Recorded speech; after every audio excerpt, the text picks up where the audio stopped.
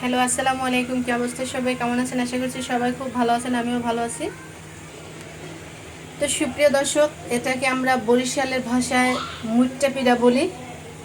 এটা কোন দেশে কি বলে সেটা জানি না, আর কারা খায় না খায় সেটাও জানি না, কিন্তু আমরা অনেকে খাই। এই পিঠাটা অনেক মজা।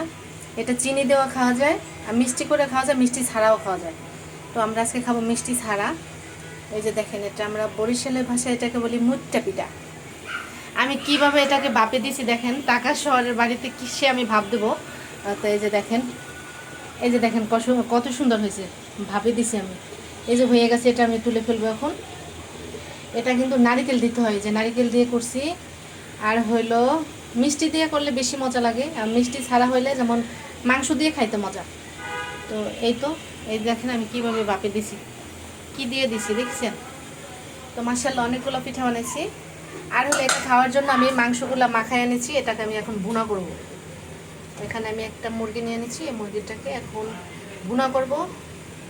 এটা দিয়ে ঝাল ঝাল করে তারপরে খাবো। এই হলো আজকে রাতের জন্য এইটুকুই করছি, খালি আর কিছুই করি নাই। এটা দিয়ে এই পিঠা দিয়ে খাবো।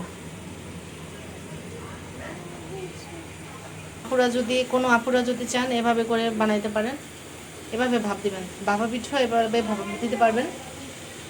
এই মুইট্টা পিঠার মতো ভাপা পিঠাও এভাবে ভাপ দিয়ে বানানো যাবে, কোনো সমস্যাই না। ধন্যবাদ সবাইকে।